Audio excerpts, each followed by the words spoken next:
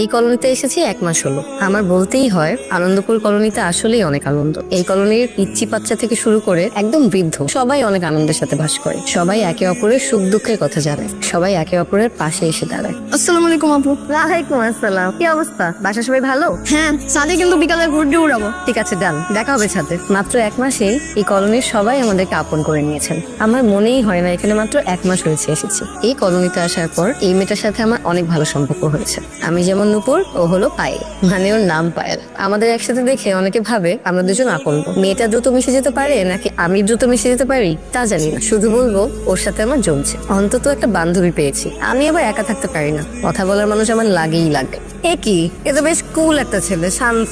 তুমি বললা যে কথা কথা রেগে যায়, ওর সামনে সমানে ময়লা ফেলে যাচ্ছে, ও পরিষ্কার করে যাচ্ছে, তো রাগেই না। ওকে, যেটা দেখলাম তুমি অবজার্ভ করতে থাকো। তুমি না সাইকোলজির স্টুডেন্ট, এত তাড়াতাড়ি যদি সবকিছু বুঝে ফেলতে তাহলে তো একদিনেই গ্রাজুয়েশন করে ফেলতাম, তাই না? তার নাম মহিত না? হ্যাঁ মনে হয় আমার নাম নূপুর। তো আমি জিজ্ঞেস করছি আপনার নাম কি? না, তাহলে বলতে চান কেন? আকবরের কথা বলতে আর সেটা আমার একদম পছন্দ না, বুঝছেন?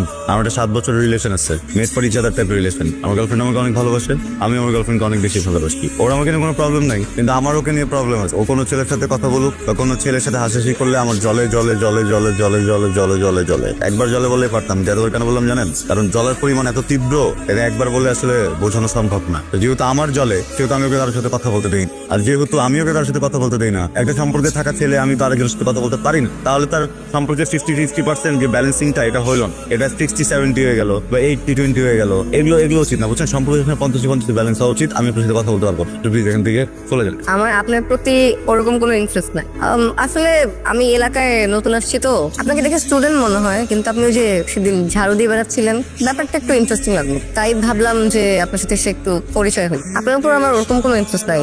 ওকে, রিল্যাক্স, চিল করেন।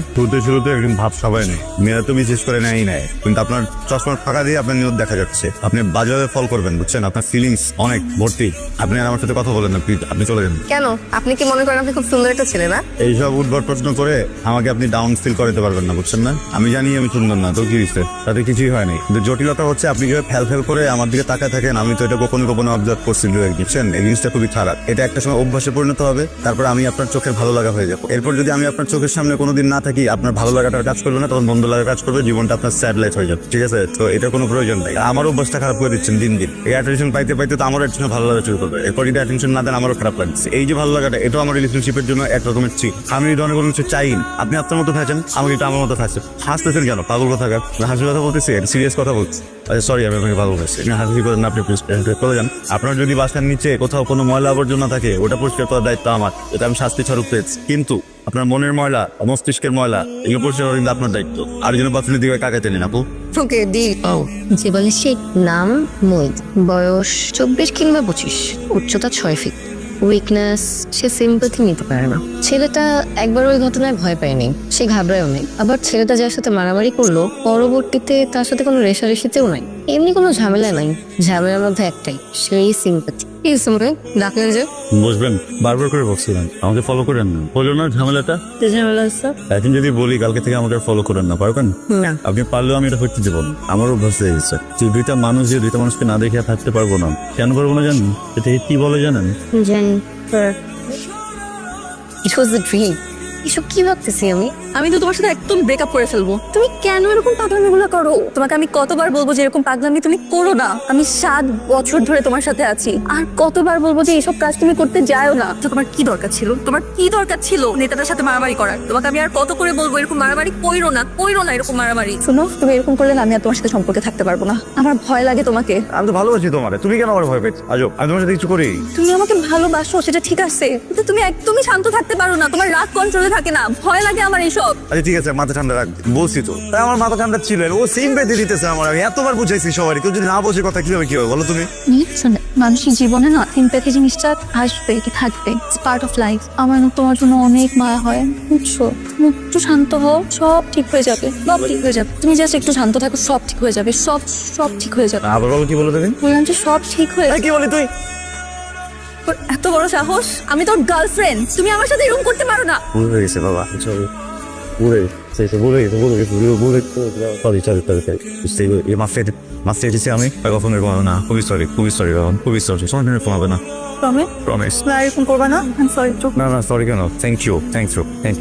মহিলা আমাকে আগেই মানা করছিল, ওয়ার্নিং দিছিল, আমি শুনি নাই। আমি ওকে নিয়ে স্বপ্ন দেখছি। স্বপ্ন দেখছো? কেন স্বপ্ন দেখছো? কি স্বপ্ন দেখছো? কেন দেখছি কি দেখছি জানি না, বাট স্বপ্নটা দেখার পর থেকে না ওজন আমার ভয়ঙ্কর রকম প্রেম কাজ করতেছে ভেতরে।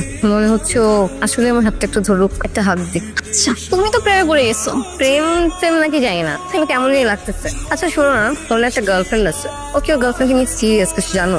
মুইদের তো কোনো গার্লফ্রেন্ড, আমি যতদূর জানি যেটা ছিল অনেক আগে ব্রেকআপ হয়ে গেছে। না ওর গার্লফ্রেন্ডকে নিয়ে সিরিয়াস। জানি না, থাকতেও পারে, তবে এখনকার যে রিলেশন, এই ব্রেকআপ হয় আবার ঠিকঠাক হয়ে যায়।